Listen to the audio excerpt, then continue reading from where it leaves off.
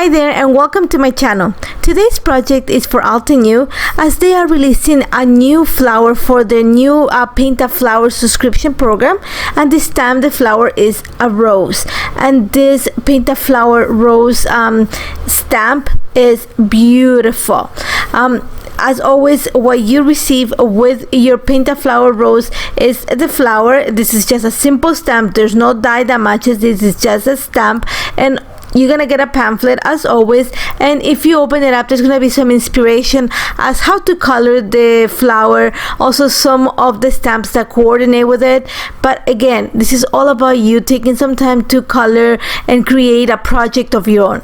In my case, I'm always gonna go back to memory keeping. I love working with stamps in my memory in my albums. So what I've decided to do is create a layout using the stamp for my family album, and for this I've already cut a piece. This is actually heavy cardstock. I'm using I believe this is double heavy cardstock from Nina, so it's gonna hold my watercolor pretty nicely. I did not want to use watercolor. I wanted something that was really white, and I love working with this type of paper. It just holds mixed media really nicely. So all I did is I cut it to the size of my album, and that's 10 inches by 8 1/4, and I just marked the half line because I'm gonna actually cut it because I have a ring binder. So all I'm gonna do is using obsidian black ink, I'm gonna stamp I'm gonna say 2 corners of the page. So you're gonna see that I'm gonna start on the top right corner, and I'm just gonna kind of create the flowers coming into the page. Now the pictures that I've already created for this, or the pictures that I'm gonna use actually, is of my daughter and I were sitting on the couch. We just playing, and I took pictures. So they're really grainy and dark, and I don't mind them. I actually quite like them. So I want something that is gonna I want the background to be very I think the word vivid. So I'm gonna actually just leave the flowers stamped with black obsidian ink. I want to keep them I want to bring some of the black that I have on the pictures, and you're gonna see that I'm stamping them just right at the edges. I'm gonna think of a diagonal edge, kind of a 4 corners if you want to think about it that way. So it's gonna be the top right corner of my layout and the bottom left corner of my layout, but I'm gonna carry the flowers so that they meet at the center. So you're gonna see very simple. I'm gonna actually complete the top 2, and once I have that, I'm gonna set it aside for a little bit so that the ink sets completely on my paper before I start watercoloring. And the beauty is that the ink, once you the obsidian black ink is a pigment ink, so if you add watercolor, it's not gonna run. The same thing if you use your artist markers, is one of the best things you're gonna find, because the ink is not gonna bleed into your image. So again, like I said, I set it aside for a little bit. You don't see that in the camera, so that the ink sets completely before I start coloring. And my choice to color this is gonna be the new artist watercolor set from Altenew. You gotta check them out. These are so nice to work with. So this time I'm gonna try something a little bit different. I'm actually gonna start my flower, and I'm gonna keep it really slow to the beginning, so you see, and then I'm gonna put some music, because this entire project took me over 2 hours to complete, because I actually went through layers and layers of watercolor. So what I'm doing is I'm starting with a really light wash of yellow watercolor to every single petal of the rose. So you're gonna see that it's very light. I'm using very little water, very light watercolor. I just want to create a base where I'm gonna build layers of color upon it. So you're gonna see that I'm starting, like I said, a really light wash of yellow, and I think I used pretty much yellow and that kind of that goldish tone to create the bases for all the flowers. So you're gonna see right now, I'm just gonna carefully showing you. Like I said, I'm going to slow down the process quite a bit just to show you, but then I'm going to speed up and actually go off camera.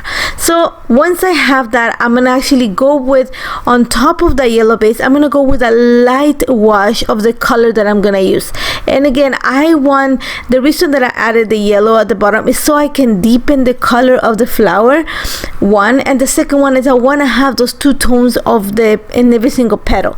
So you're going to see that I'm using very little amount of pigment, because the new artist watercolors are amazing, super pigmented, very vivid. So a little bit's gonna go a long way. So it's actually really worth it to get the watercolor palette.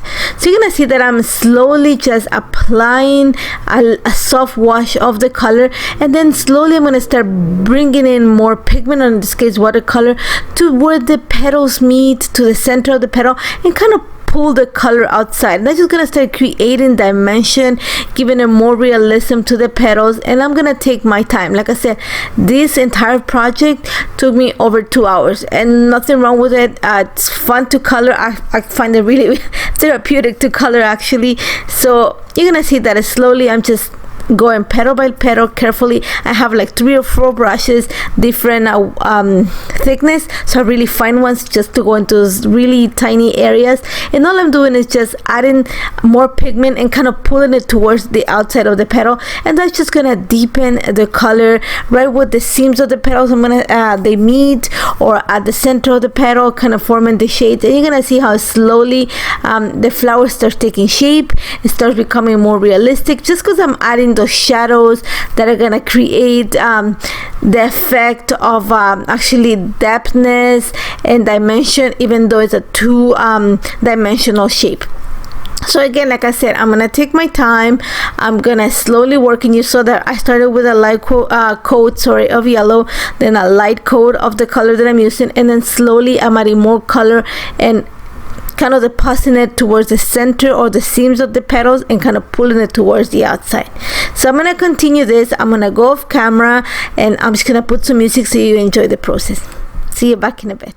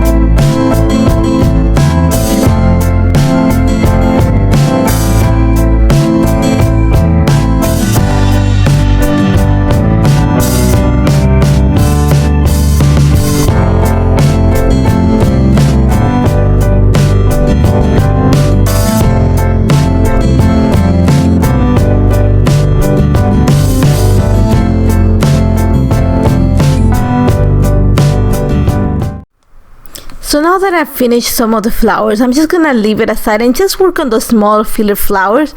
And for that, all I'm gonna do is just add a soft wash of a color. In this case, I'm gonna make them, all the tiny little flowers, I'm gonna make them yellow. So I just added a light wash of the yellow, and then just gonna add a little bit of the orange to the center. And because I have the fluid, not the fluid, but the liquid still kind of on top of the image in this case, sorry, just by dropping a little bit of the orange, it kind of expands from the center, kind of blooms, and that's all I want. I'm actually gonna come after just to detail it with a fine white pen. So all I'm gonna do is just add color, and then again I'm just gonna continue working on the same fashion with the rest of the flowers. I add a light coat of yellow, or like I said, that kind of ochre tone, and then just I'm gonna stay with colors. I think I'm using red cosmos. I'm also using crimson to complete my flowers. Most of them are going to stay in those really warm tones, and having that coat of yellow at the bottom makes them really rich. So once again, I'm just going to continue working on this, my flowers, and love how this turned out. Very vivid. I took my time to detail them, and I really love how vivid and how much this watercolor just makes everything pop, especially in these flowers. So again, I'm pretty much done. I'm gonna come back just to paint some of the leaves. I'm working just in like little areas, and for the leaves I'm gonna use a combination of parrot, and I think the other one that I use is frayed leaf. Those are the two colors here. So I'm just adding a light wash of the green again, and then I'm gonna go in with a little bit of the darker tone just to accent some of the areas, just like the center vein of the leaf, and just the tips or wherever is attached to the branch. And that's about it. You're gonna see again, I'm gonna just go off camera because that's pretty much what I did for the entire border of flowers. And like I said, I took my time, popped on a movie. Actually, I think more than a movie, I put an audiobook, and I just started coloring, and thank God nobody was home, so it was fun to just do this. So again, I'm just gonna go off camera and finish it. Now that I'm finished, you're gonna see that I'm gonna come with my white gel pen, and I'm gonna start by working all the centers of those little filler flowers, the ones that are colored with yellow. I'm just gonna add a little dot of white in the center just to make them stand out, to create I don't want it to be so dark, especially because when I added my pigment, I added it on top of the yellow, so it kind of becomes hazy. So by adding that little dot of white, it just makes them a little stand out. So what I'm gonna do after that is, and it just came by, I decided that I'm gonna start adding a little bit more white dots to the little buds, just to make them have the illusion of roundness. And then all I'm gonna do is, you're gonna see that I'm gonna start adding little scribbly lines, or little kind of dewdrops to the edges of the petals, and that's just gonna help create the curvature of the petal, just because it looks like as the light is reflecting, you know, when you see a balloon and the light reflects right on the roundness of the balloon, it makes it look really round. So these little dots of white, it's really tiny little lines of white gel pen, it's just gonna make the petals seem that they're round, and I loved it. So I did in a few of them, and I'm gonna set it completely aside to dry, and then I started working on the pictures. Now for my pictures, all I did is back them with a paper from the Reflections collection, just because it was like a really plain wood grain paper. I don't want to take anything away from the flowers. And you're gonna see here that when I did the left hand side, I'm barely covering any of the flowers that I painted, but when I'm doing the right hand side, actually when I place the picture, it's gonna cover some of the flower. So my choice is, I'm just gonna use my X-Acto knife to fussy cut, or just cut around the little branch and the flower that I have kind of coming into the page. So I'm gonna cut enough so that I kind of tuck my picture underneath, so kind of make it a photo corner. Once I do that, I'm just gonna go ahead and glue my picture underneath.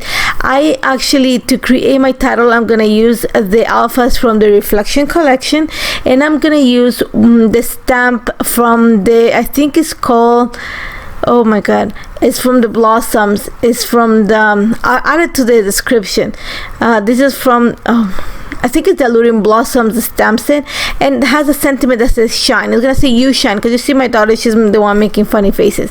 And here's where I wanted to cry. So I added black obsidian ink to my stamp, and I stamped it onto the page, but I totally forgot that the ink, when it touches photo paper, it kind of expands. So you're gonna see how the NE kind of expanded when it touched the photo paper, but there was nothing I can do at that time. My project was pretty much done, so I'm okay. I'm not loving that part of it, but I don't hate it either. It's not what it was tough after painting all that. All I did after that is just added a few sentiments, not much. I really don't want it to add much, because I have all of that coloring that I did, and I love how it turned out. So I'm just gonna add a few phrase stickers, just a few little enamel dots, and that's about it. I love how this turned out. It was super fun. It was very relaxing. Coloring for me is very relaxing, but I love how this turned out. The watercolor is so vivid. It just makes it so beautiful. And this stamp set is one that you want to add to your stash. Remember, the subscription is only $12.99 if you subscribe, so you can receive it every month at your doorstep. So make sure you check that out. Make sure you jump onto the blog so you can have a chance to be inspired by other designers, and also to have a chance to win a gift certificate to the shop. Thank you so much for joining me. Don't forget to check the stamp, and if you have any questions, don't hesitate to contact me. Thank you so much for joining me, guys, and I hope to see you very soon. Take care.